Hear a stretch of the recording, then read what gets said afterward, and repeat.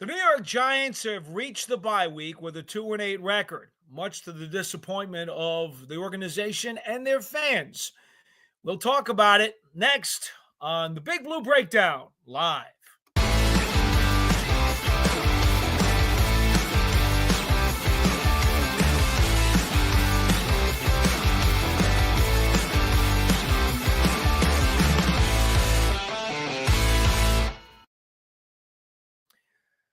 Well, good evening, folks. Glad you could join us on tonight's edition of the Big Blue Breakdown. I'm Paul Dottino. The New York Giants have lost 5 in a row. They've got a bye week this weekend before taking on the Tampa Bay Buccaneers in 2 weeks at MetLife Stadium. But for the time being, they've got to lick their wounds. They had a light practice session on Monday and also on Tuesday as well. Actually, Monday was more of a reporting day for the injured players. They came in, some of them came and looked at film, etc. And then on Tuesday, the Giants had a light practice session. The players were then given the rest of the week off, and that's the way it stands right now until they come back on Monday and start practicing again, wondering what has to be fixed, how they're going to fix it, who their starting quarterback will be, and they just got to move on. Again, the Tampa Bay Buccaneers are the team on deck, a team that, of course, features Baker Mayfield at quarterback and his former college teammate at Oklahoma, Sterling Shepard, the former Giant, who we all thought was retiring at the end of last season. Then during the offseason, Mayfield called up Shep and asked him if he wanted to come back and maybe rekindle their college connection. Shepard went down there, and what do you know? He's stuck on the practice squad for the first several weeks of the year, and then they elevated him to the regular roster, and now I believe he's got over a dozen catches, including a touchdown, and over the last month or so has worked himself in to get some more snaps in the Tampa Bay lineup. So Sterling Shepard will make his return to MetLife Stadium, and I would expect, after playing with the Giants for nearly 10 years and catching, nearly 400 passes, I would think that the crowd is going to be very, very friendly to him, unlike what they were to Saquon Barkley when he came back with Philadelphia. Shep was a very, very well-liked player and one of the fan favorites. So I would expect not only that he will get cheers, but I would expect that he probably will do some kind of wave or something to the crowd too, because he had a love affair with these Giants fans, and obviously was only a part of one playoff season. But the bottom line is he was a really revered Giant. So it'll be good to see Sterling Shepard come back. All right. What we're doing here tonight, we're having a lot of technical difficulties, an awful lot of technical difficulties. It's one of the reasons that the program started late this evening. We do apologize for that.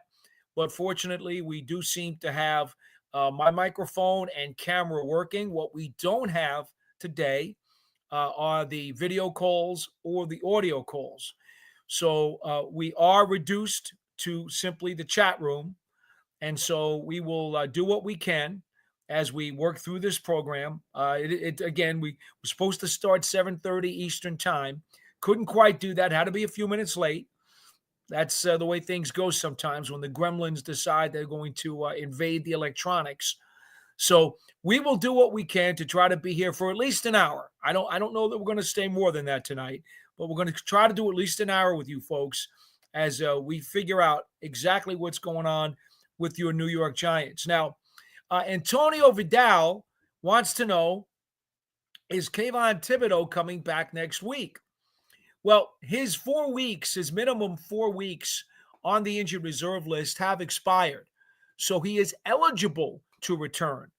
Now, he's had a soft wrap on his hand. Remember, he had the wrist surgery. Actually, it's his left, I believe. He had the wrist surgery, and they basically said to him, you're not doing anything with that wrist until we get the cast and the wrap off. Then we've got to figure out exactly how far along you are healed. And that's really what's going to determine when he gets back on the field. It's a very, very tricky area of his wrist that they had to repair. And until that repair is healed properly to the point where they don't think it's going to go backwards, either break, fracture, or cause him any kind of difficulty, until they're 100% sure that that thing is solid, they are not going to let him back on the field. So the hope is that he may be ready to go for Tampa Bay, but that's not a sure thing by any stretch of the imagination. The medical people are going to have to look at him when the Giants convene on Monday to return to practice next week, and they will check him out and they'll see what they determine. If there's any doubt at all that that wrist is not strong enough, is not healed far enough, and will not hold up, they're not going to let him play. It's really that simple. And, I know the Giants would love to have him back. He is a terrific edge defender who sets the table against the run. But, as much as they'd love to have him, they're not going to risk his well-being just to put him on the field. So that's the answer in terms of Kayvon Thibodeau. Let's see here. Big Blue, hey, there you are. I knew we'd get you back. Time has come for Daniel Jones to sit. I've been a supportive fan from game one in Tampa. Defended him. He needs a line receiver. He needs a line, receivers.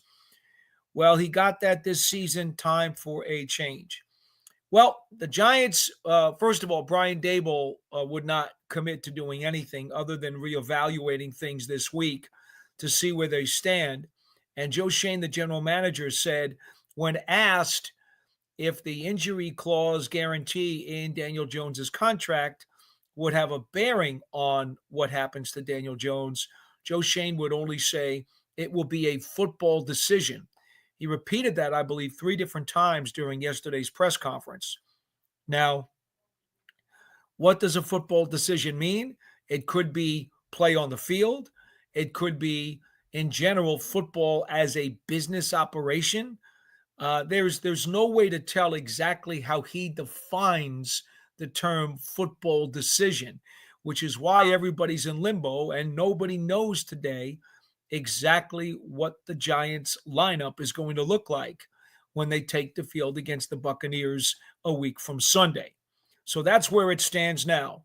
You could certainly make a case for Daniel Jones and make a case against him. He has been incredibly inconsistent, and quite frankly, he played much better in the first month of the season than he has the last few weeks. Now, the shame of it is, 2 weeks ago against Washington, he had one of his better games of the year. That in this last month, kind of where he's been really sketchy, the game against Washington 2 weeks ago, he was really, really good. So once again, there are flashes, there are teases, but he hasn't played at a high level consistently enough to overcome all of the landmines that the Giants have had to navigate.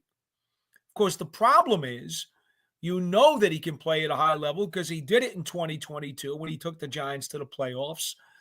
And you haven't seen Drew Lock play at that level in his NFL career. You haven't seen Tommy DeVito play at that high of a level in his short NFL career. So on one hand, you look at Jones's tape from 2022 and you say he did what he did. And that's enough evidence to make you feel like he gives you the best chance to win games. On the other hand, you also look at the business angle here. You look at the inconsistencies of his play. And again, over the last month, he's had too many of those. But then you also look at the business angle. We know there's a $23 million injury guarantee in case he gets hurt to such an extent that he can't pass a physical in March. And that's a whole nother off the field situation that becomes incredibly sticky for the Giants. Of course, the best case scenario was that Jones would have a terrific season and the Giants could just move on and not worry about any of these decisions. But that's not where it stands right now. So, Big Blue, that's a summary of what the Giants' quarterback status is as of today. If they do decide to make a change, well, then either Drew Lock or Tommy DeVito are going to have an opportunity, and who knows how many games they'll get over the final 7 to try to prove what it is that they would like to show off. Because the truth is, the Giants and Joe Schoen made it very, very clear yesterday that they plan on winning games. They know they've been close, as Joe Schoen said, 1-5 in close games this year. This team needs to learn how to stop self-destructing. They need to learn how to finish off games and how to win games. It is still a very young team, loaded with players who are 3 years or less on their roster.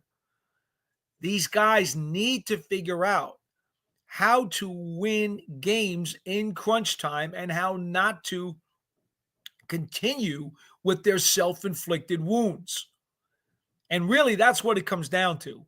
This Giants team has not been beaten but twice this year. All of their other losses came as the result of self-inflicted wounds. They need to learn how to get away from doing those things. And it's important because, as Joe Schoen said, I believe 41 of the 53 active players are under contract for next season. He believes in continuity. He's looking to have most of those guys back. 19 of the 22 starters, I believe is the number he used, are under contract for next season. So he believes that these growing pains that they're going through as a young team are part of the process. He believes in it. He has confidence in it. And so the Giants, as they look toward, next season, many of these young players have to figure out what it is that they need to do to clean up their acts so that they can start winning some games, understand what it is that they needed to fix, and then have a fresh start going into 25. If you continue to have self-inflicted wounds and give games away and continue to provide charity to the rest of the NFL, it becomes habit forming. Bill Parcells, one of my favorite Bill Parcells quotes, he used to tell us about the psychology of results. And for those of you who don't remember some of Bill's great lines, the psychology of results was as follows, and I quote, "Winning breeds winning, losing breeds The translation is simple. Bill believed that once your team started to get on a roll and you had a bunch of players who were able to experience winning and victory and understood what it took to make that happen, especially in crunch time, that you can kind of ride that momentum and ride that wave because you've learned through experience. And you will make sure that you experience that again, or at least try to the best of your ability to continue the repetition of winning. At the same time, teams that continue to lose don't have the knowledge and the experience of the little details that you must execute if you're going to win. And that's why losing breeds because you just can't turn it around. You get stuck in the mud like spinning your wheels. That's kind of where the Giants are right now. Isaiah Simmons made the one really clutch play of this season when he blocked the field goal to preserve a victory in Seattle. Way back when, it seems like years ago. That's the problem. The Giants have had one of those games. They needed to string 2 or 3 of them together, or even every other week, instead of continuously giving out charity. That's why they're in the boat that they're in right now. All right, Big Blue. Thank you so much for the comments. All right, let's see what else we have. Gary Gaston wants to know. Gaston says, if go with Locke, what does he bring to the table that DJ doesn't? Skill set wise, there's a reason why Daniel Jones was a first round draft pick, number 6 overall, and Drew Lock was a second round draft pick. Do I really need to explain any more than that? I think it's clear that in terms of tools and skill set, Daniel Jones is the better player. Now, are there intangibles involved?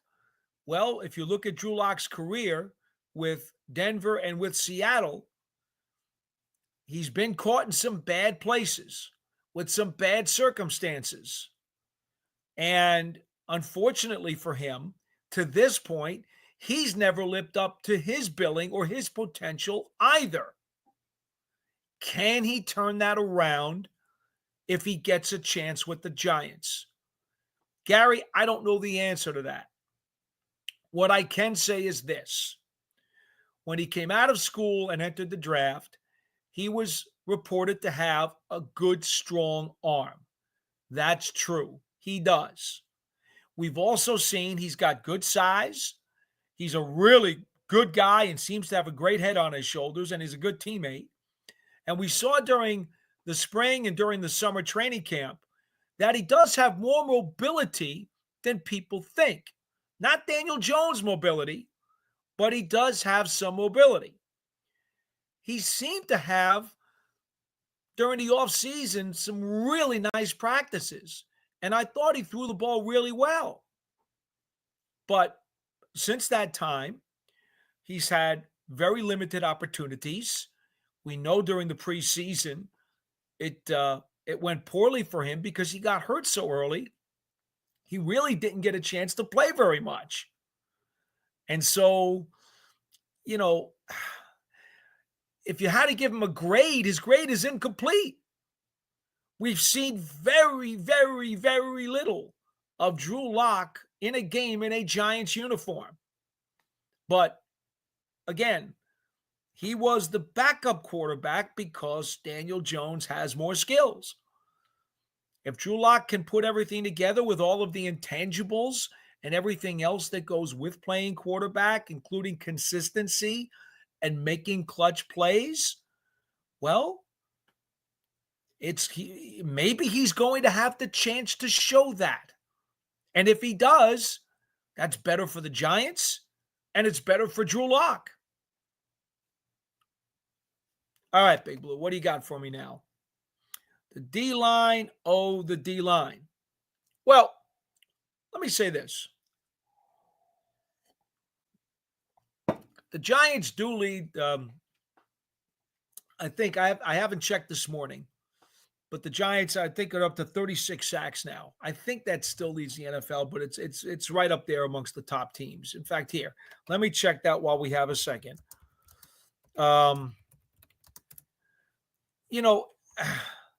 Yes, the pass rush has been good at times, okay? At times, a little inconsistent.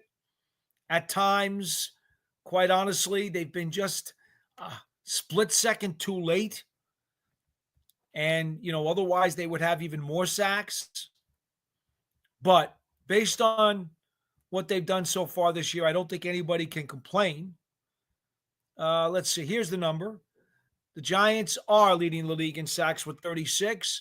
The Denver Broncos have 35, and the Jets have 32. So, indeed, the Giants are still the number one team in terms of sacks this season. They have had trouble.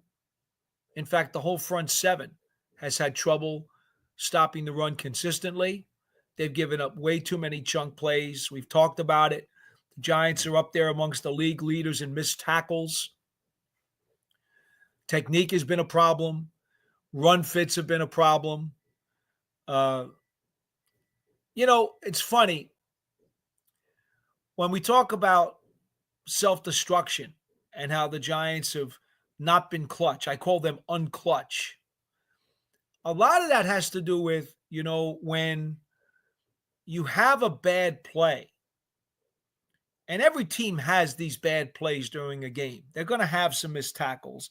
They're going to have some drop passes. They're going to have some penalties. These things are going to happen to every NFL team. The question is, how many do you have and when do you have them? The Giants have been the most unclutched team that like anybody could imagine, because not only are they having too many of these issues, but they're coming at the worst time. And then on top of it, the other team is taking advantage of those issues. I remember another thing that Coach Parcells used to tell us all the time. You would say, fellas, let me tell you something. You never play a perfect game. And every game, even if you blew out the other team, there were several plays on offense and several plays on defense where you could have been gashed badly. But if the other team didn't see it or recognize it at the time and then didn't execute the perfect play to beat it, nobody ever knows that those gaping holes in your offense or your defense existed. But they're there every week for every single NFL team. There are opportunities for the opponent, if they recognize it and if they execute properly, to take advantage of those chances and make you pay for them. They will be there every single weekend. Well, with the Giants, it seems as though the opposition has been perfectly timing their opportunities and taking advantage of many of those holes that the Giants have experienced week in and week out. It's funny. Somebody said to me about some weeks ago about, I guess, the yards of separation, next gen stats, grading yards of separation. Well, the problem with that stat, and this goes along the lines of kind of what I was just telling you, is that stat only grades the separation between the defensive back and the target at the time the ball arrives at the target. So if the receiver only had 5 targets that day, the separation number that you're reading is only for those 5 passes at the time the ball got to the target on those 5 occasions. It doesn't compute the other, 40 pass routes that the receiver may have run. And maybe on 20 of them, he burned the defensive back by 3 yards. But the play wasn't designed to go there. It was designed to go to the other side. Or it was designed to be an RPO, and the quarterback ran the ball. So because the stat only includes plays during which the ball actually got to the target, it's a flawed number. It doesn't truly tell you how much separation that player got throughout the course of the game against his defender. It only tells you the times when the ball was targeted to him. Well, why do I bring that up? I bring that up here because it kind of goes to what Parcells was saying. It's stuff that's hidden. And it only comes out when there's a spotlight on it. There are many hidden plays that were there to be made that teams didn't make. And many victorious teams got away with those because the other team didn't catch them. Next gen stats is only looking at when the ball gets to the target. And there's a bunch of other stuff that it never looks at and never computes. And that's just the way it is. All right. Thank you so much for the comment. And once again, we let's see here. What do we got? Oh, Christine says, what do we do about the run with that defensive line? Oh, my goodness. Like I said before, it's been rough. You know, you have Dexter Lawrence there at nose tackle, right? And he's a premier player, one of the premier defensive players in the entire NFL. So you would think that with him clogging up the middle, that it would be very hard for teams to get any yardage up the middle, except that Dexter Lawrence is getting doubled every single play. And when he's not, he's usually pushing the center back into the quarterback's lap. Then, of course, you've got the edges where the Giants have given up a lot of yardage. Their corners have not been maybe as stout in run support as they need to help the front seven. Now, Drew Phillips loves to play against the run. He wants people to run the ball to his side, to the slot area, so that he can pit people. That's the way he is. He's really something else. But unfortunately, for whatever reason, again, some of it may be the calls that are made against the right defenses. It may be guys getting caught off balance. It may be guys trying to do too much, getting caught out of their fits. It's a combination of things. I mean, even Joe Shane said yesterday at the press conference that it's not one player. It's not one thing that keeps happening. Every week as the Giants self-destruct, it's a different player and it's a different problem at a different time in the game. I mean, unbelievable. Big Blue. I was waiting for someone to do this. I was waiting for someone to mention Evan Neal. Thank you for doing so.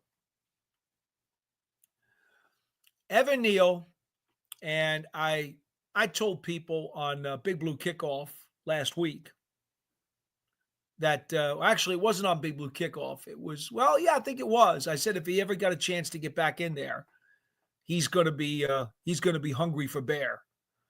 And then when we found out for sure that he was going to play right tackle in Munich against Carolina, I told people on the radio pregame show on WFAN Sunday, he will be coming out like a house of fire. And I don't think I'd want to be opposite him. Jadeveon Clowney drew the assignment at left defensive end opposite Evan Neal. And Clowney, made a couple of plays, but for the most part, Neal took care of business. Next Gen Stats did have him for, in this case, this is a more legitimate number. This is a more legitimate category, I should say. They had him giving up one pressure in 41 pass blocking snaps, which is terrific. Didn't give up a sack. Was really good in the run game, which we've always known that coming out of Alabama, that was going to be the stronger part of his repertoire. And indeed he was. Both Joe Shane and Brian Dable expressed this week they were very happy for Evan. They were happy with his play because he did play well. In fact, we have been told that Neal has been practicing really well, and that's not something that was a surprise to me because I've seen it, and I've also talked to him. And that Carmen Brasillo, the new offensive line coach, has really worked on rebuilding his technique and getting his focus back to where he knows that he can be successful. And so this was step one. Now, step two means he's going to have to do it in 2 weeks against the Tampa Bay Buccaneers. Because as we always say, once is once. Could be a fluke. Maybe it's not. Twice is back-to-back. Do it 3 times in a row, you now have a streak. That's what Evan Neal's working on. He's working toward building a streak of good performances. He's got one in his pocket.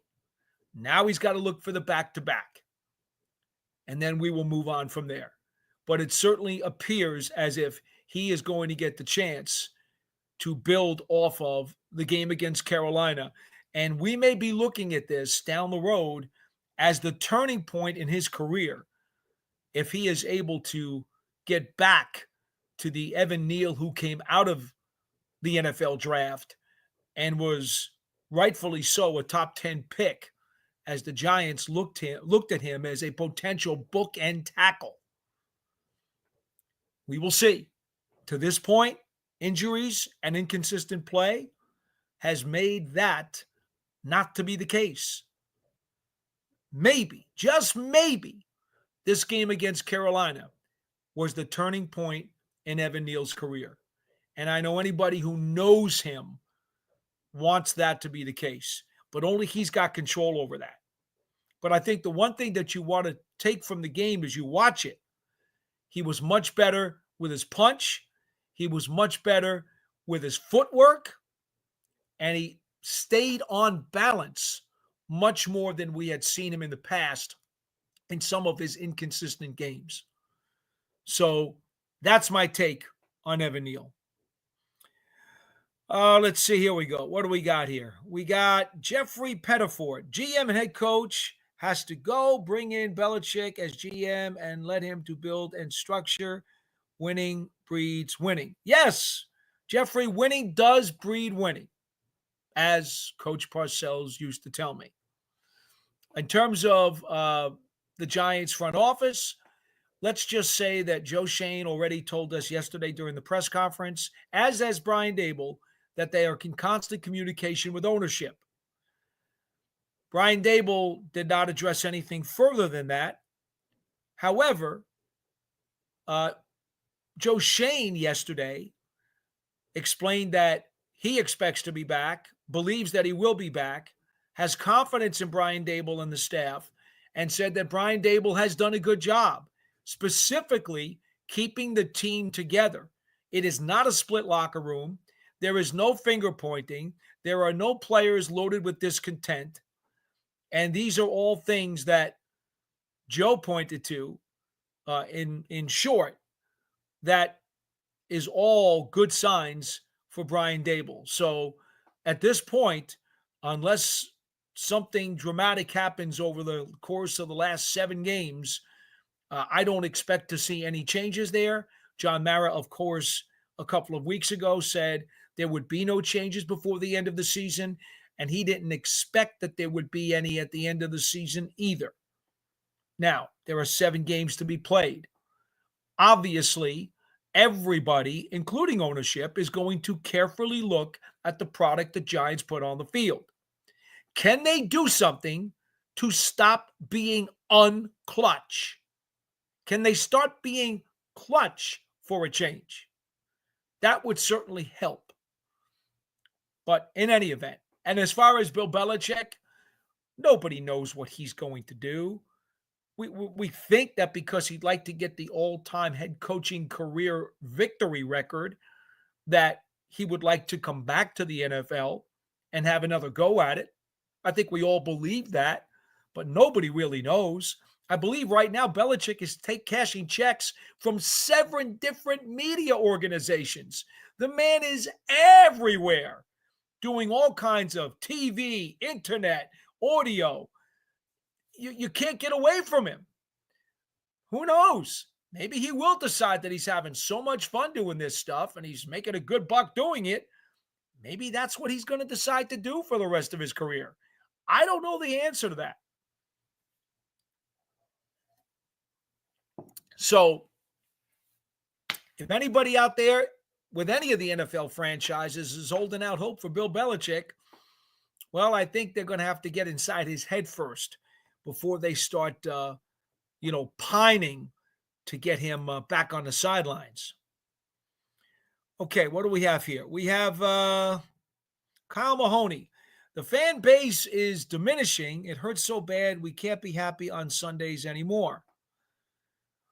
Well, Kyle, I got to tell you, I remember the Yale Bowl days which were the most brutal days of Giants history.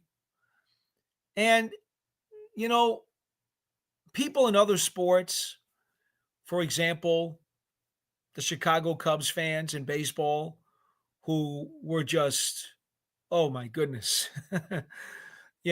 bottom feeders forever. Red Sox fans, they had bottom feeders forever, and then they finally started to win.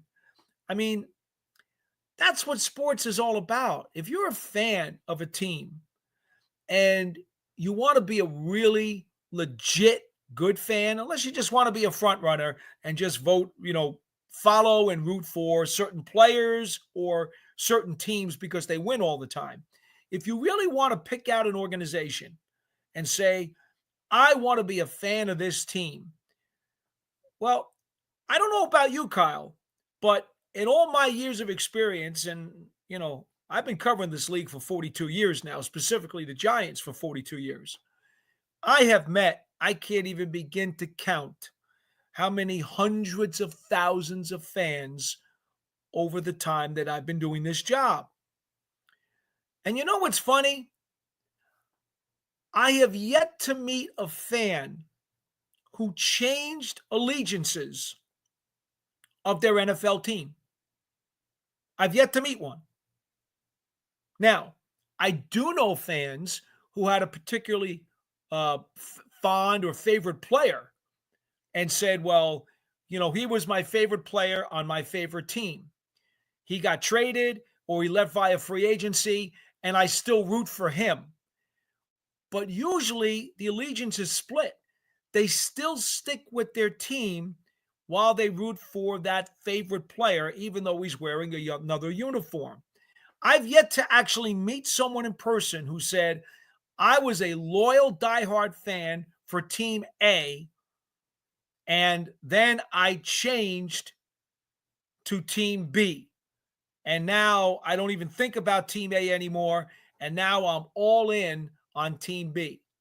Now, I've known people back from the 60s who said to me, when the Giants traded Sam Huff, and then some of their all-time greats retired from the late 50s and early 60s teams, they said, yeah, well, it was a dark period for the Giants, so I wasn't as big a fan anymore, and I rooted for Sam Huff when he was with Washington, and, I kind of wasn't as enthusiastic as I used to be. Well, I understand that. That makes perfect sense. But usually, again, I'm just giving you my experience. You may know some people, Kyle, who have totally changed allegiances from one team to another, and the other team is now out of the picture. I've yet with somebody who's done that. I do know, for example, I had a friend who was a New York Rangers fan and moved to Carolina, and now he's a Hurricanes fan more than he is a Rangers fan, but he still follows the Rangers. He couldn't just totally give them up. So what I say to you is, Kyle, if you have been a Giants fan for some years, you'll find a way to stick with it, and you'll find a way to root for your favorite players. And when the team does turn it around, like all those people who remember going to the Yale Bowl and those people who remember going to Shea Stadium in 1975 and then the first couple of years of Giant Stadium when, boy, it was rough, and the tickets burning in the garbage cans outside and the plane going overhead with 17 years of lousy football. Remember all of it. 16 years of lousy football, I believe, was the banner that was on that plane. I remember all that stuff. How many of those people you think were ecstatic when the Giants made the playoffs in 1981 and then obviously in 86 won their first Super Bowl? The ecstasy tends to take on a greater significance and a greater joy when you have seen a string of very difficult seasons. So, be that as it may, Kyle, you do what you need to do. I'm not telling you what to do. You do what you need to do. It's been my experience uh, in dealing with fans that's how they are. But thank you so much for the comment, and please enjoy the show. All right, let's see. Here we are. Let's see. Oh, Kyle had something else he wanted to say about Jones' mobility is the only skill he brings. Locke is better than him by Jones because Jones is that fat. Well, Kyle, again, Locke was a number 2 pick. Jones was a number 1 pick. They were picked in those rounds for a reason. We will see. Look, if the Giants make the move to Drew Lock and he gets a chance to play, we're all going to have our eyes open and watch very carefully, because whoever's playing quarterback for the Giants over the final 7 weeks of this season, there's going to be an opportunity there. And if they do well, they will have earned another chance to do something, whether it's week to week, month to month, there's 2 months left in the year, or they will have earned the right to have changed the perception of what they are going into the offseason so that the Giants can reevaluate. Okay, we thought you were this, but now after what you just put on tape, you're really this.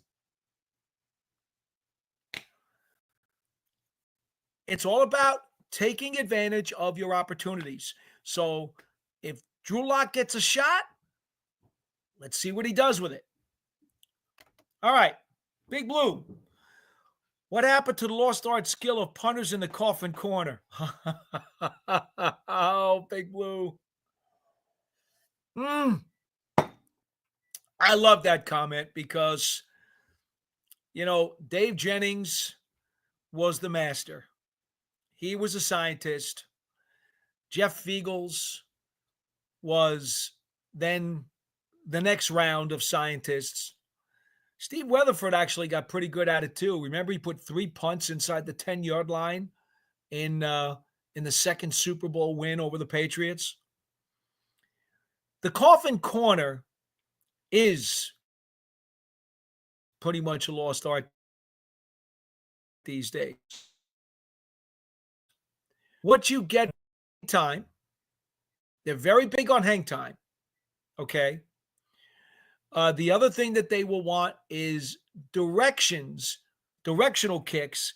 They'll say, get it to that hash mark, get it to those numbers, get it outside those numbers. But you don't get very many coaches these days who actually will tell a punter, I need the coffin corner kick. Kick that thing out of bounds inside the 20, or kick it out of bounds inside the 10, or shoot for that left pylon. I don't know if it's because, you know what? I'm going to ask Jeff Fiegels about this, because Jeff, a dear friend of mine and for years part of the Giants broadcast team, he was a scientist. And as you know, he has the most inside the 20 punts in NFL history. And Jeff could place the ball anywhere he wanted to. When he used to practice at the Giants facility, when they were inside, he would try to hit specific lights that were in the roof of the facility, and he was very accurate in doing so. Then there were other times that they would throw a garbage can about 50 yards downfield and say, Jeff, go for it. And he would punt that ball and boom, right in the garbage can.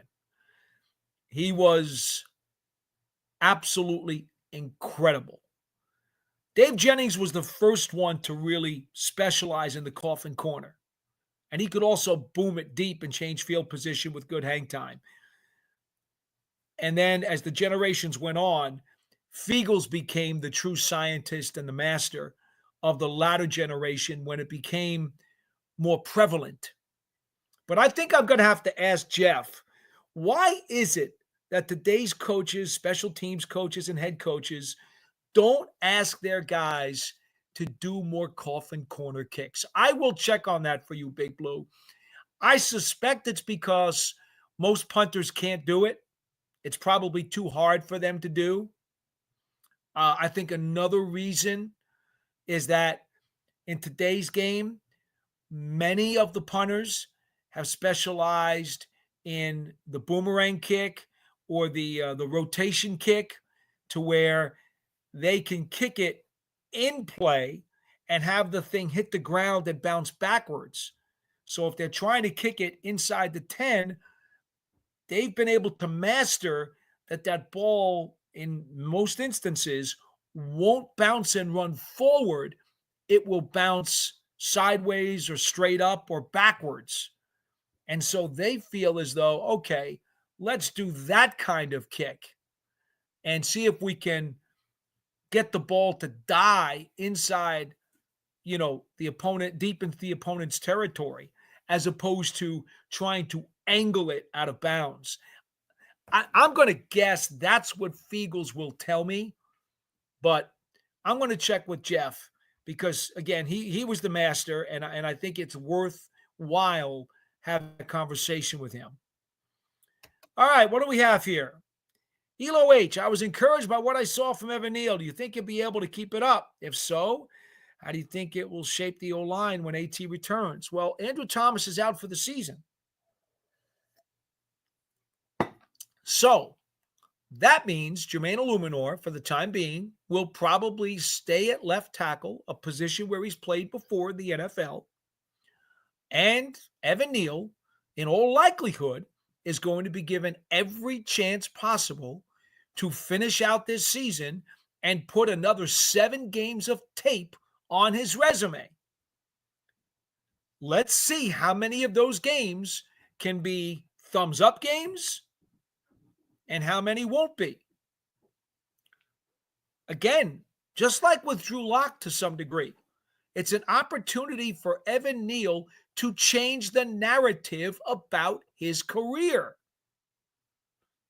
At least he's got a good game against Carolina now in his rearview mirror. He's already got step 1. He's on to the back-to-back scenario. Drew Lock, Tommy DeVito, right now, neither of those guys are even past step 1, if either one of them are to get a chance. But yes, I do believe in Evan Neal, and I expected him to play well this past Sunday, and I do think he is going to resuscitate his career. Let's see here. Mike says, if the Giants get the number 1 pick, who's the pick? Mike, I put you up there because I know a lot of people are already talking about that. I'm not. They got 7 games to go. The mandate from Joe Shane and Brian Daboll is to win games. I don't know how many they will win, but I know they are going to try very hard to do so. I think there are 11 teams right now in the NFL. If I'm not mistaken, I just saw this stat. Is it 11 teams in the NFL right now that have 3 wins or less? Let's face it, the quality of football in this league these days is not very good. And there are a bunch of mediocre to poor teams in the league. That's just the way it is.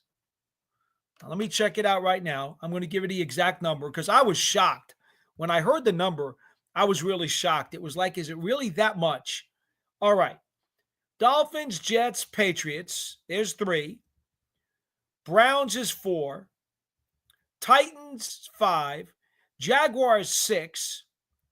Raiders, 7. Cowboys, 8. Giants, 9. Saints, 10. Panthers, 11. And that's it. There are 11 teams in the National Football League right now with 3 or fewer victories. Think about that. That's a third of the league. Unbelievable. So, for anyone in Giants land out there thinking about the number one pick right now, that makes absolutely no sense. That's like asking me how much snow is the New York metropolitan area going to get in the winter of 2025-2026. A winter that's 11 months away. So much can happen. 11 teams have 3 wins or less. How can you even predict that any of those teams is going to be in the top 3 or be the top 1? You could say it's likely that of those 11 teams, they all have a real good chance of being in the top 10, right? You could probably say that. The odds are probably somewhat digestible. But to think about the number one pick right now makes absolutely no sense whatsoever. All right. Mike comes back. He wants Shedeur Sanders.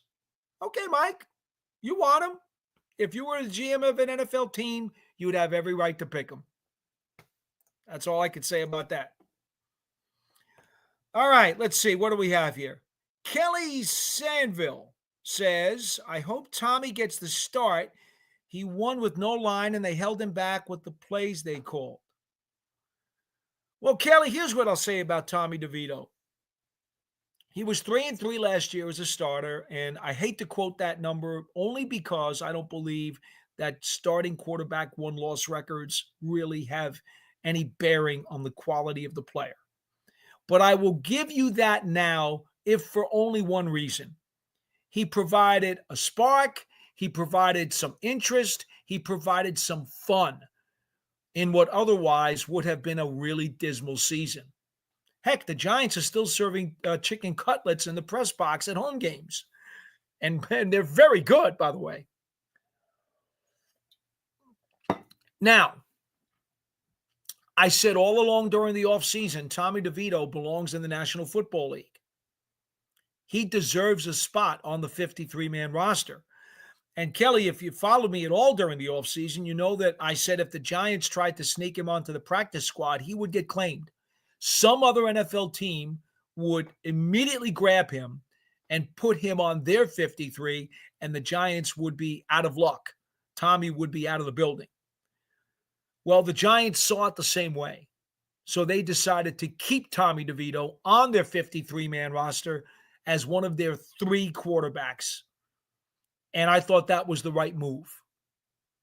Now, because Drew Lock is a former second-round pick and Tommy DeVito was an undrafted rookie free agent, it is likely, I'm not saying it's going to happen, but it is likely that if they were going to make a move, Drew Lock would get the first shot.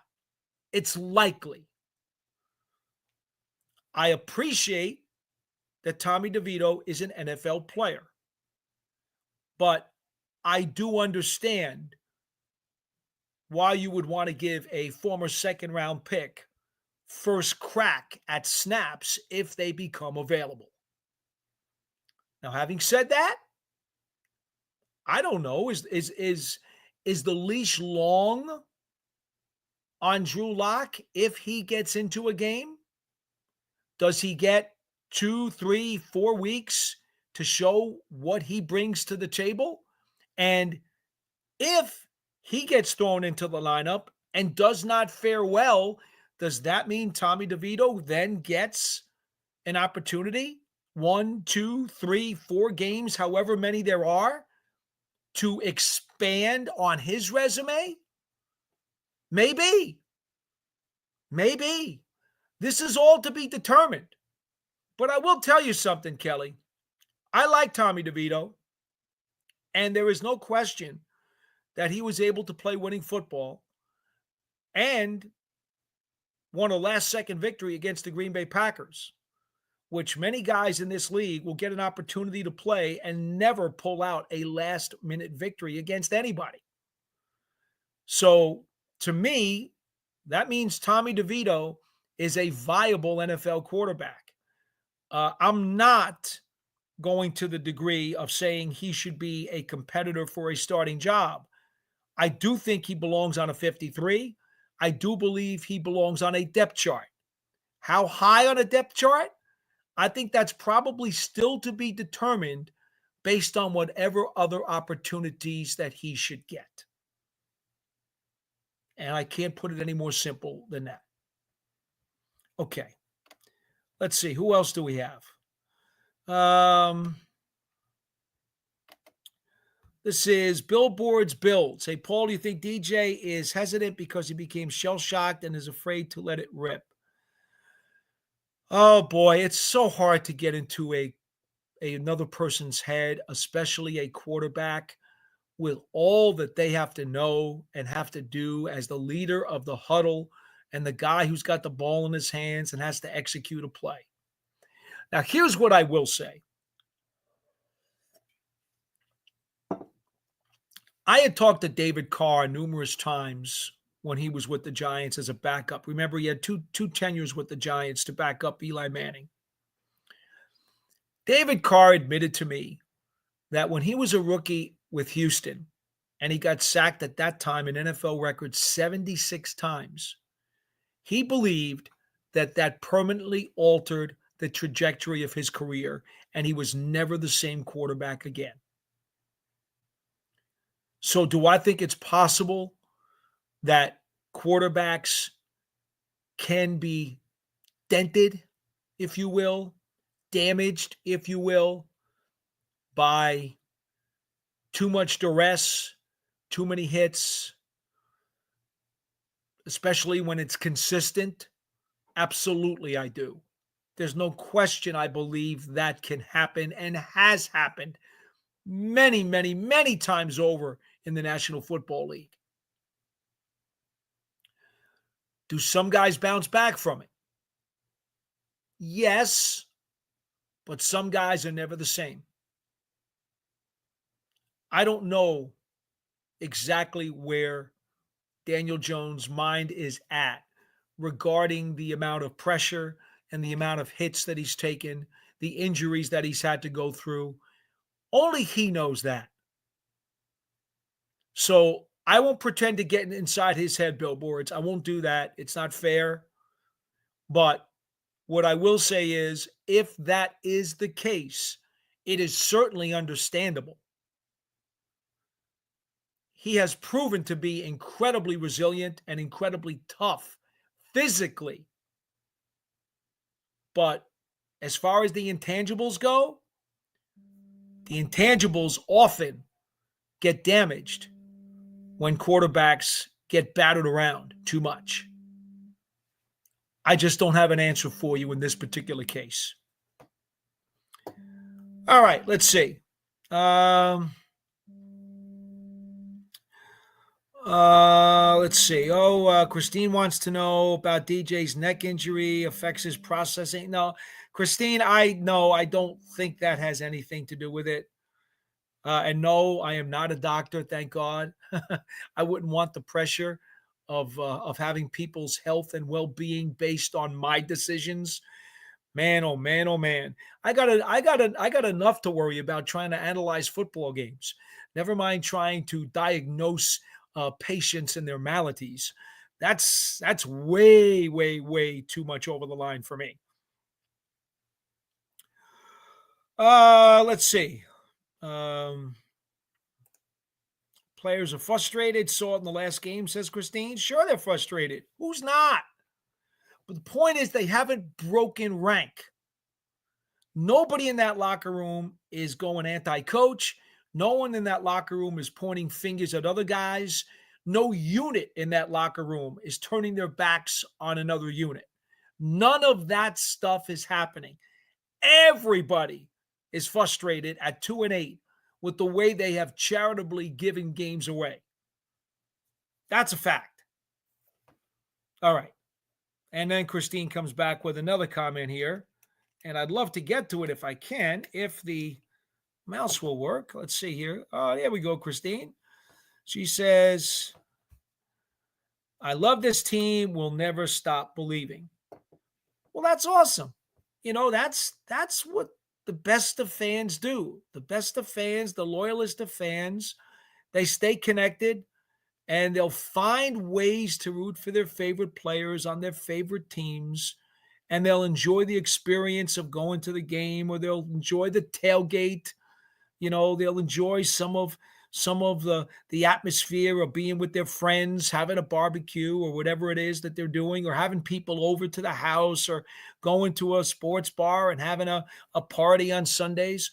You know, there are benefits, social benefits at the very least, to becoming an NFL fan or a fan of any organization in any sport. There are certainly social benefits to it, no matter what the team's record is. So anyway, keep being a fan, Christine. That's cool. Oh, Antonio, what do you got here for me? This is a good one. How do you view the progress that John Michael Schmitz has made in his second season? I think he has done better. I think he has improved his strength. I think he has improved his pass protection. And I still think he'd like to be more consistent. I would tell you that. I'd like to see more consistency out of him. But we have absolutely seen that, when they talk about guys have a high ceiling and other guys have a lower ceiling, and then some guys have a low floor and some guys have a higher floor, I think John Michael Schmitz has raised his floor to the point where, if he doesn't have a particularly great game, it's like, all right, he didn't have a great game. As opposed to last year as a rookie, when there are games that he wanted to have back. And that's part of the maturing process and the growing process of any player in any sport. I mean, look, JMS, Illuminor, Runyon, Van Roten, and now it looks like potentially Evan Neal. My hope for the Giants is that those 5 guys get to play for rest of the season right through to the end and take all the snaps in the final 7 games of the schedule. That would be my hope for them, so that they can grow together, so that they can learn from each other, and that they can really put something out there that they can feel good about, and give Tyrone Tracy a chance to rush for 1,000 yards, give whoever is playing quarterback a legitimate chance to put some points on the board and to do some good things, so that the Giants have something to evaluate that they can be happy about. I mean, it always starts with the offensive line, and I hope that the current 5 is able to stick together for the next 7 games and do just that. That would be my hope for this team right now. All right, what do we have here? Got some more comments from Christine. Oh, we got the focus. First time you've chimed in today. Do you have any opinions on Illuminor's switch of positions to left tackle? He didn't seem as comfortable. Well, he told everybody, a couple of weeks ago, that he could do it and he would do it if the team asked him to, but that he knows that there'll be some scuffling going on, that it is not as easy as drinking with one hand and then drinking with the other. To some guys, like David Deal, it was a piece of cake. It just was. Some guys have absolutely no choice. And I've talked to several players over the years who said to me, left side, right side, it doesn't matter. I feel good about it. Then there were other guys like Kareem McKenzie, 2-time Super Bowl champion for the Giants, outstanding right tackle. I still don't know why he was never in the Pro Bowl or never made All-Pro, because he was that good. He really was. Kareem always professed that he would never play another position. He was a right tackle for life. And you know what? That's where he stayed. He never moved. He believed that that was where he belonged, and he did not think that he could put out at a high level by moving to another position. The Giants had the luxury that they could keep him there. They didn't have to ask him to move. Now, on the other hand, you get a guy like David Deal, who played all four positions other than center on the offensive line. And many times, David had no idea going into the next season where he was going to wind up. He was very agreeable to playing any of those four positions. They never had him at center, and I don't think he would have been too happy about it, and I'm not even sure if he would have tried it. Well, maybe if Tom Coughlin asked him to, he probably would have, because he loved Tom. But it all depends on the player. And it doesn't mean the player is a bad guy or he's stubborn or he's not good enough. That's not what it's about. It's about the guy's skill set and his comfort level in executing with that skill set at an extremely high level. Because in the National Football League, if you're not playing at your best, you're going to get beat. Each individual player knows they can't take plays off and they can't be playing at a mediocre level because guys in this league every Sunday are going to line up and kick your butt. So Illuminor said, you know what? I'm not the most comfortable in making the switch, but I have done it. I can do it, and I will do it if that's what the team needs me to do. I'll find a way to get through it. And that's what he did. Now, I think it's a lot different doing it 1 week as opposed to if they say moving forward, Jermaine, you're going to do it for the final 7 games of the regular season.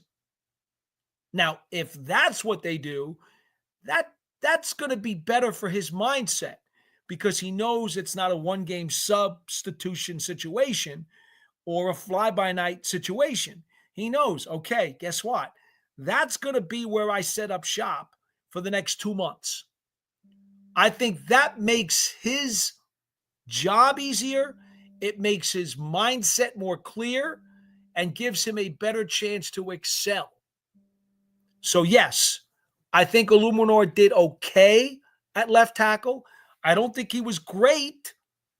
He wasn't great, but he was okay. And Evan Neal certainly was better than okay at right tackle. So if that gives the Giants the best 5 that they can put on the field at one time, you have to think that that's what they're going to do.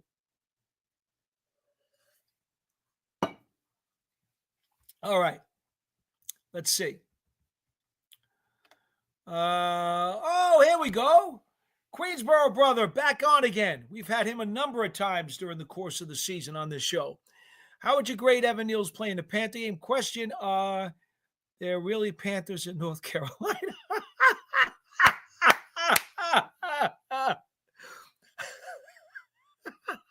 I have absolutely no idea if there are really Panthers in North Carolina. I have a couple of friends who live in South Carolina. They've never seen any Panthers as far as I know. But North, I have nobody down there in North Carolina, so I don't have an answer for you. Although, wait a minute, I think Perry Williams lives in North Carolina, but he spends half of his time up here in New York. In fact, I just saw Perry a couple of weeks ago. Always enjoy catching up with number 23, former Giants cornerback who helped them win a couple of Super Bowls. Yeah, I put a grade on Evan Neal's play. How about B+? I defy anybody to tell me that it wasn't. I mean, he was really good. And he certainly didn't do anything egregious. All right. Let's see. Big Blue. Yeah, Paul, once again, great show. Well, thank you, Big Blue. I appreciate it. We're trying to give you the best show possible each and every week. Hopefully, it's entertaining. More importantly, I hope it's informative. Jerry Eisenberg wrote, "There's no medals for trying." What a great book that was. Oh, man, oh, man, oh, man. Any of you folks out there, if you can get a copy of Jerry Eisenberg's book, he was a columnist with the Newark Star Ledger. He's in his mid 90s, I believe, right now. He's living out in Las Vegas. One of the truly great sports writing scribes that there's ever been in this market, and maybe even the country. I have great respect for Jerry. The Giants organization respected him so much that I believe it was during the 1989 season they allowed him complete and total access to everything within the organization. Everything. Draft room, film room, scouting rooms, everything. To write a book called No Medals for Trying. Now, the title of the book, he chronicled the entire season, and it's just an outstanding book. For those of you who don't cover a team as a member of the media, it gives you such a taste and a flavor of what it is to be around an NFL team each and every day. The phrase "no medals from trying" was actually from Bill Parcells, who had gotten the phrase from his dad. And that became the title for Jerry's book. And it's a great book. Big Blue, good night to you. And I'm just glad you brought that up because I miss Jerry Eisenberg. He was one of the great sports writers. And for him to have gone into semi-retirement and then gone out to Las Vegas, I miss seeing him in the box every week. There are so many great sports writers that used to cover this team 30 years ago and longer. And very, very, very, very, very few of them are still around. And I will tell you that just working around those guys was a great pleasure, especially early in my career. All right, what do we have here? Dwayne Murphy says, "Who would you prefer seeing, Locke or DeVito?" Or DeVito or Locke. See, we reversed that for you. I don't have an opinion. Okay, not true. I do have an opinion. I think whoever the coach believes has performed better in the classroom and at practice. Remember, we see limited portions of practice during the season. And then there's also the book work, the classroom work, and the film work that the coach is going to have to take into account if he decides that one of those guys is going to take the ball. Well, none of us, unless you're part of the coaching staff, have access to that. So I could tell you one thing based on what I've seen during the practice drills that I've watched firsthand from the sideline, but that opinion might be totally the opposite if I knew what was going on in the classroom with the film study. So I think it's important to understand that any opinion that somebody gives you who does not have the full enchilada, they're really not giving you a valid opinion. So, as a way to explain myself that there is no valid opinion on this, especially since Locke has a very small NFL resume behind him, and DeVito has a very small NFL resume behind him. Simple logic says the former second round pick, who has been the second stringer, gets the first shot over the undrafted rookie free agent or the former undrafted rookie free agent, who's only been in the league for 2 years. Common sense tells you based on that Locke gets the first shot if there's going to be a change. That's common sense. But, again, I will always tell you folks what I don't know. I will not bluff you. I will not smoke you or snow you over. I don't know what those two guys are like in the classroom and in the film room. And without that knowledge, it would be wrong and unfair to pick one guy over the other. But it makes common sense that the second string guy would get the nod over the third string guy. And Dwayne, that's the best I could do for you.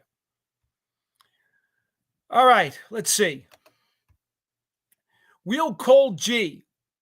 Do you think having a consistent guard play next to him has helped JMS? Absolutely it has, Real. Are you kidding me? Without a doubt. Not just having consistency next to him, Runyon on his left shoulder and Van Roten on his right shoulder, but both guys have played at an adequate level. And both guys are grizzled veterans. Heck, Van Roten's in this league for more than a decade. Runyon's been in this league for half a dozen years.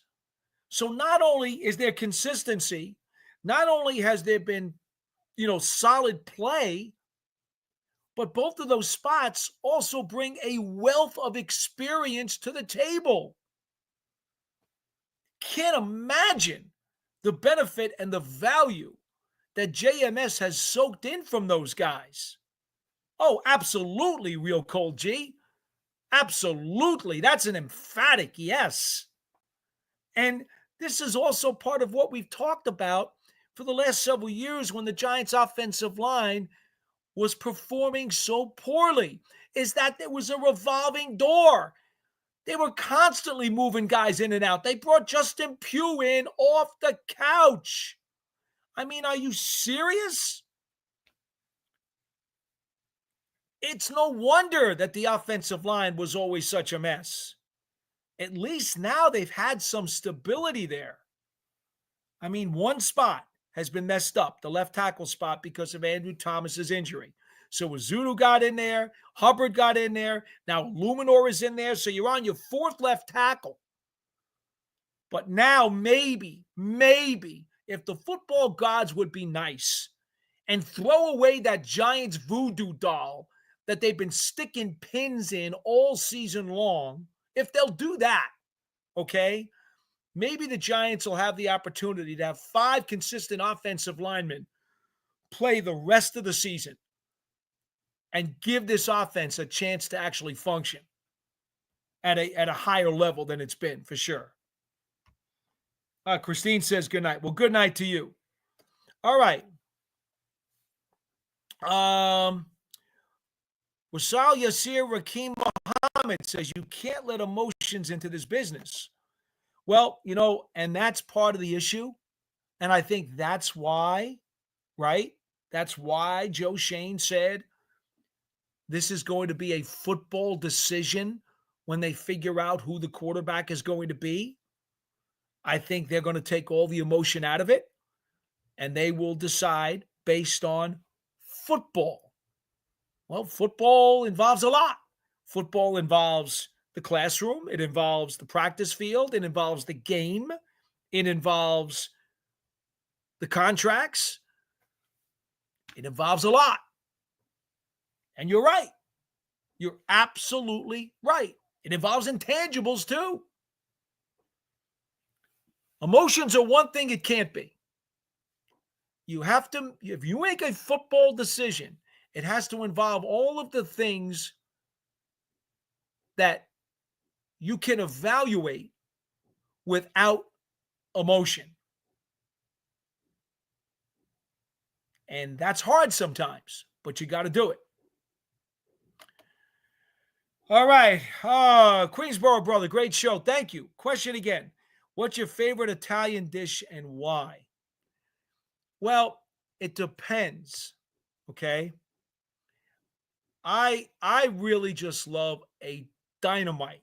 And I mean, if it's a really, really good New York metropolitan area, just a plain pizza. Oh man, I could be like Pac-Man gobbling the dots and just go through that pizza in a heartbeat. I've been known that I could eat pizza 4 or 5 days in a row. So I don't know if that qualifies, but I certainly love it. But come on, I like all the other stuff too. The rotinis, um, the zitis, the penne, the spaghetti, uh, meatballs, meatball parm, chicken parm, the heroes, the chicken parm heroes, the meatball heroes. Love them all. The chicken cutlets, you know, love them. Absolutely love them. So, hey, how about it? How about a nice Italian sub? Oh my God. You get yourself a really good Italian sub, and you got to have great bread. Okay. The bread's got to have a little crust to it, right? It's got to have taste, but it's got to have some crust to it. And you have ham, provolone, capicola. You got your salt, your pepper, your red wine vinegar, your lettuce, your cheese. Oh, oh man, I'm so hungry now. Good question. But that's simple, right? You make an Italian sub. You don't even have to do anything on the stove or anything in the oven for it. You can make a good Italian sub on your kitchen counter. And man, let me tell you something. On a beautiful, warm, sunny day, you got one of those Italian subs and you go out on the patio or you go out on the porch or you go out into your yard. You got your nice cold drink with ice. You got maybe some pretzels with you on the side, maybe some chips, and then you just munch into that big Italian sub, and it's got to be just overflowing on the sides, right? And okay, here's the other thing too. Put a little oil on it too with the vinegar. You got to make sure your hands get all greasy and messy from it. So you make sure you bring some napkins and paper towels with you because you're going to have to be wiping your hands off after every bite. Hey, little side entertainment for the show. The man brings a little food conversation to the show. We do a little food conversation. All right, what do we got here? Let's see here. Oh, Chris, this is a new guy. Chris, I don't think we've had you on the show before. Chris Kalioth, I believe. I hope we've said that right. I don't mean to mispronounce your name, but I have not seen that name before. Why hasn't Isaiah Simmons received enough snaps? Well, you know I'm a huge Isaiah Simmons fan, right? Huge Isaiah Simmons fan. Within the course of this scheme that Shane Bowen has designed, Isaiah Simmons does not seem to have a very large role. Simmons has two really terrific traits that makes him a very valuable player. Number one, he's got really good coverage skills. Okay, so he can match up, especially against one of those big slot tight ends, and he can man up that guy. So that's a matchup issue. The other things that Simmons does very, very well, he is not a great pass rusher, but he's a great blitzer. Now, let me explain to you the difference. A pass rusher is a guy who can line up right up on the line, and he can go one-on-one or against the double team and still rush the quarterback and get effective pressure on him. A blitzer is a guy who is not going to line up opposite someone, but he's looking for either gaps to fit through or going around the edge where there's not enough guys because they've outnumbered the blocking scheme, and he's going to get a clean rush from the outside. Simmons is an excellent blitzer. He's very quick. He's got length. And those are the traits that you want for a blitzer, not necessarily a pass rusher. Shane Bowen does not like to blitz a ton. In most of this year's games, he is a very conservative blitzer. There's only been a couple where he's really sent a lot of extra guys. So I think for that reason, more than anything else, Isaiah Simmons has had his snaps limited. And I think it's a shame because, as I say, I really like him a lot. But if you're not going to be a blitz-happy defensive coordinator, that eliminates one of his two best traits. Because Simmons is not your typical line him up as an outside linebacker, take on the second level of blockers and try to go sideline to stop running plays. That's not what he is. He is really suited. His two traits are suited to work against the pass game in particular. I hope that answers your question, Chris. All right. We'll go a couple more minutes here to just finish up the rest of your chats, and then we'll pack it in for tonight's program. Oh, Sens, New York City. The Panthers probably migrated from Florida. Okay, so I guess you think there are some in North Carolina, and if there are, I don't know where they came from, but Florida's as good a guess as any, right? Okay. Let's see here. Got more stuff on the quarterback. We've had enough about that already. Charles Barkley. Obviously, not the real Sir Charles. Fortunately, Sir Charles has finally seen the light, and he is now praising the New York Knicks, which is really, really cool to hear because he has forever been a Knick basher. All right, so Charles Barkley says DeVito is probably better. DeVito is probably better. They never needed to pay Locke $5 million. That being said, play Locke so don't end up winning meaningless games again. Well, Charles, again, that's an unknown answer right now. It's an opinion you're entitled to have. You did see Drew Lock play a little bit with Denver and Seattle. You did see Tommy DeVito play a little bit with the Giants. Neither guy has an extensive NFL resume to this point. So I think any and all opinions are actually valid about both players right now. In any event, it's just a terrible situation. Terrible, terrible. No, I can't impersonate Charles Barkley. No, can't do that. We need Frank Caliendo to come in, and he should have been the one to read your posting.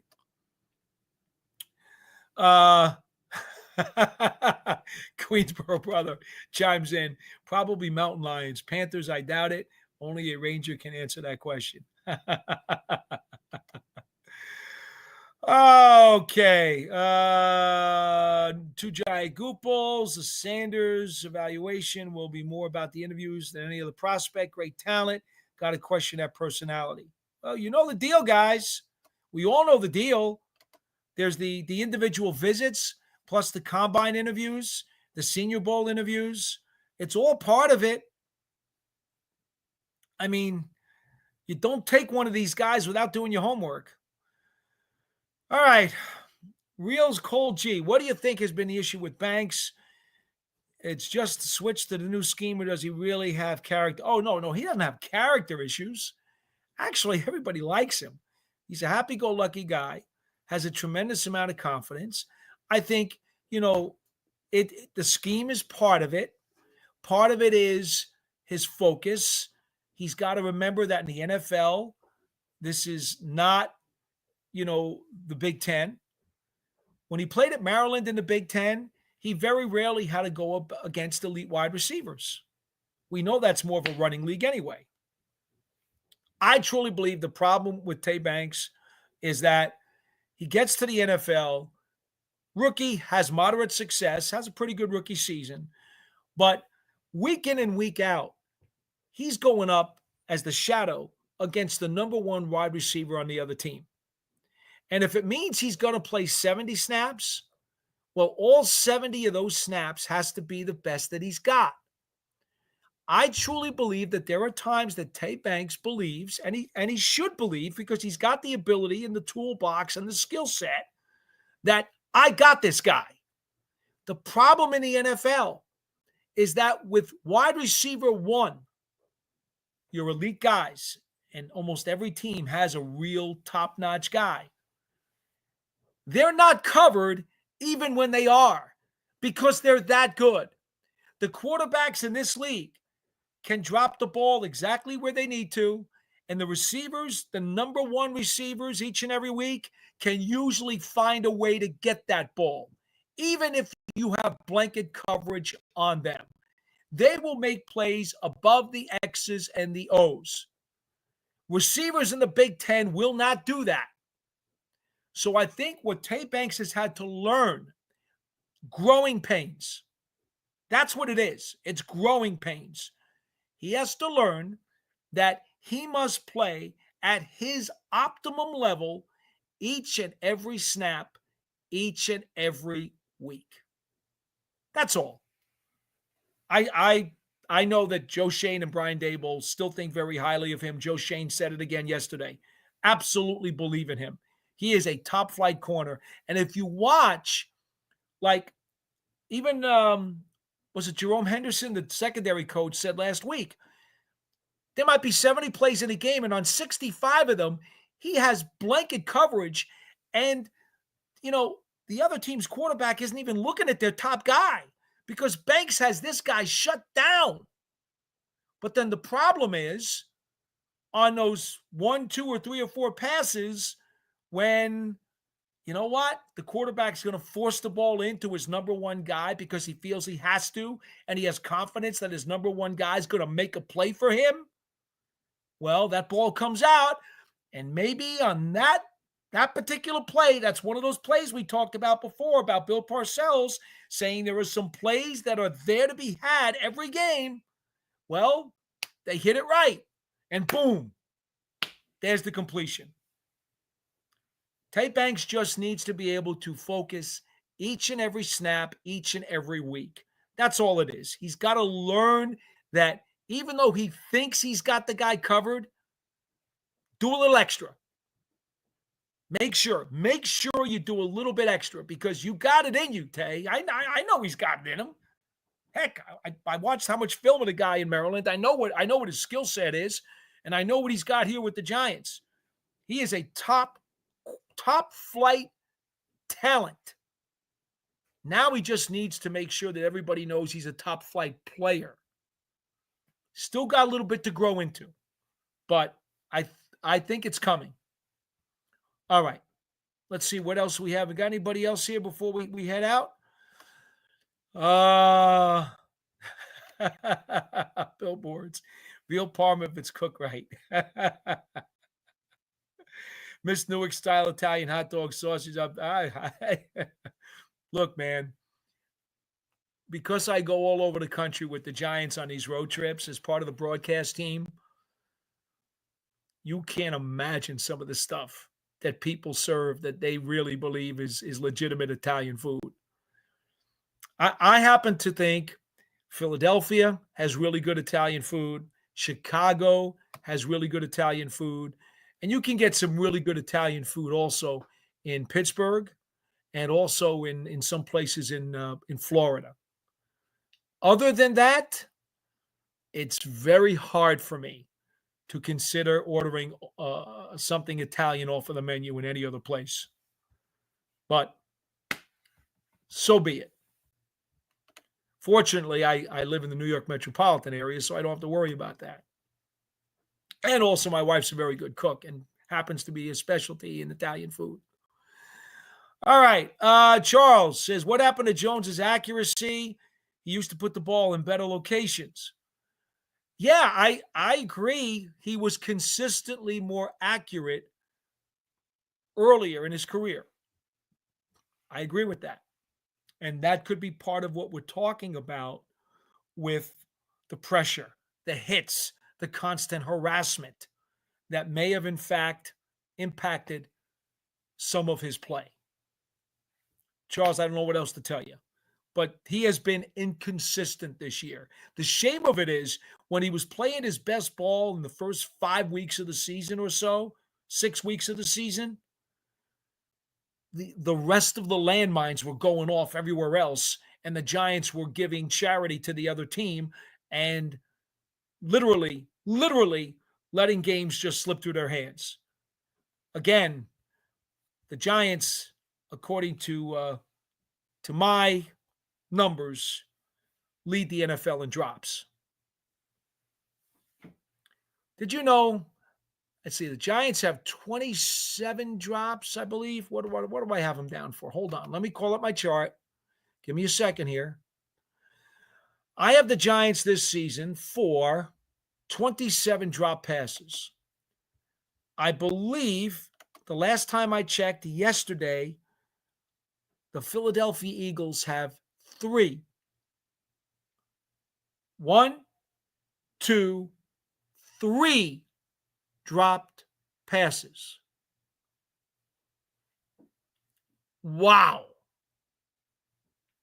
What do you think Jalen Hurts' numbers, and what do you think Jalen Hurts would be thinking right about now if the Eagles had dropped 27 of his passes this season instead of only 3?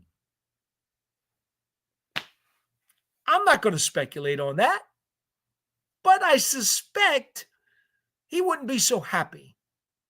In fact, Washington, Dallas, and Philadelphia combined have 22 dropped passes, and the Giants have 27.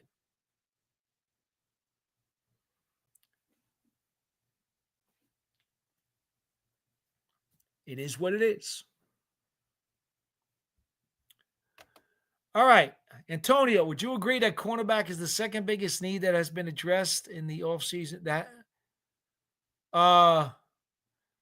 Well, there's no doubt. There's no doubt.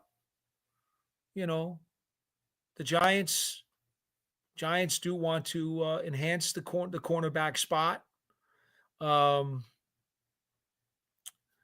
Again, I have no idea what's going to happen at quarterback. We don't even know what's going to happen on Monday for sure. So I'm not going to speculate what's going to happen about that position even in the offseason. But I think it's fair to say that they would probably like to enhance their depth and their quality at corner. I think that's very fair to say. Sure. All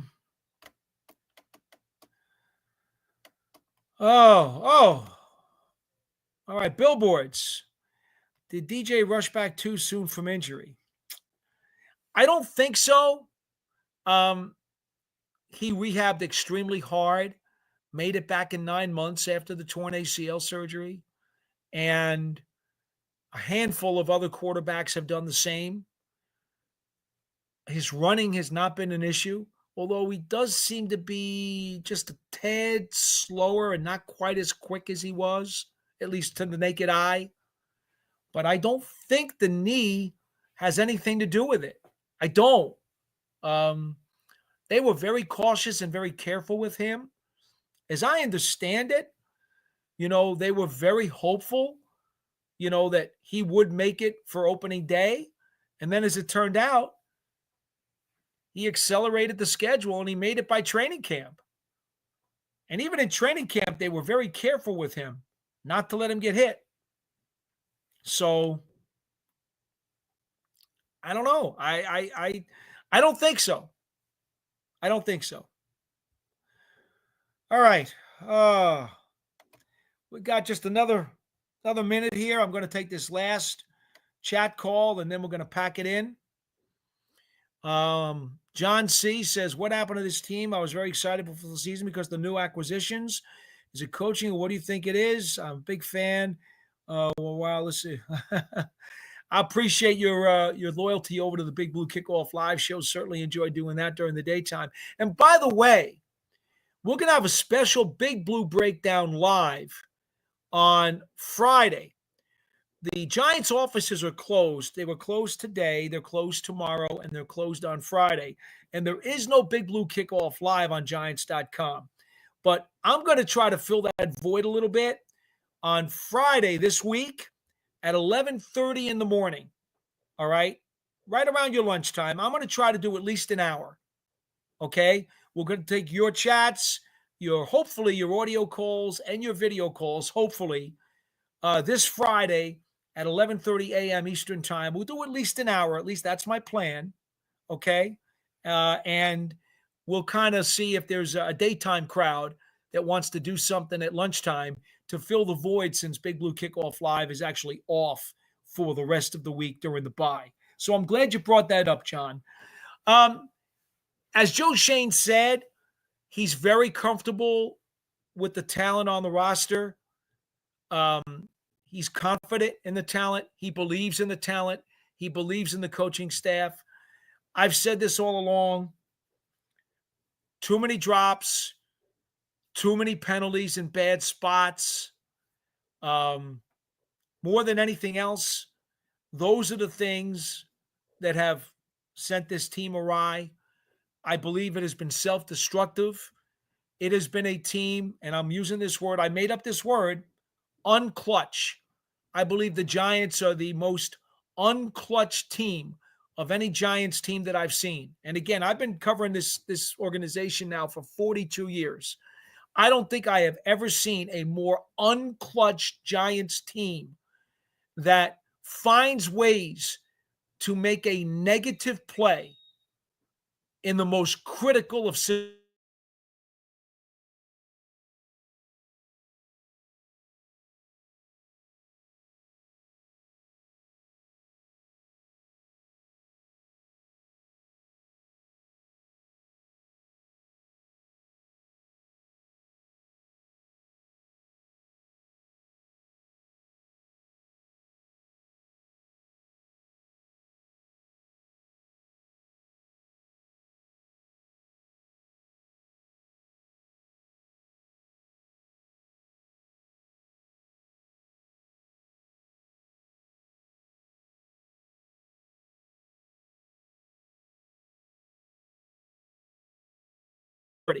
By failing to execute on stuff that is standard operating procedure.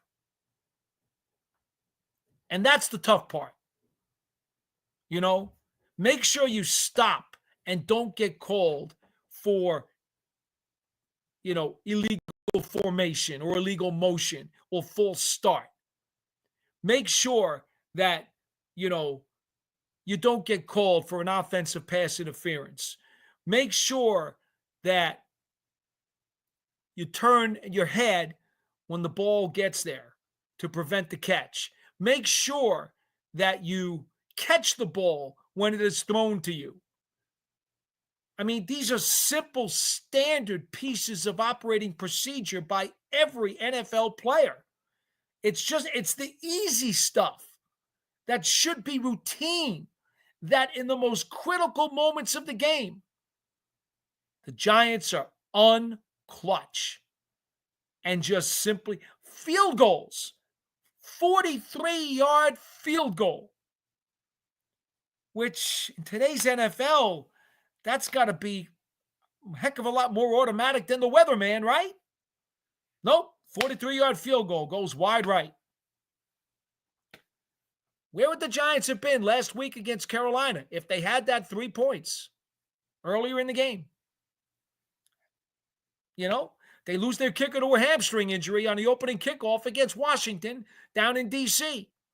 So they tried the one kick, didn't work out. So, okay, we're not going to have a kicker anymore. So they get 3 touchdowns and don't get any extra points and have to go for 4th downs because they don't have a kicker. Think of how many points they literally left on the board to give that game away against Washington. This is the nature. This is the nature of the New York Football Giants this year. They have been the most unclutched team. And that's probably the most frustrating part about it. And I think Joe Shane feels that way. And I think that Brian Daboll feels that way. And, I suspect that's why most fans are probably really angry, right?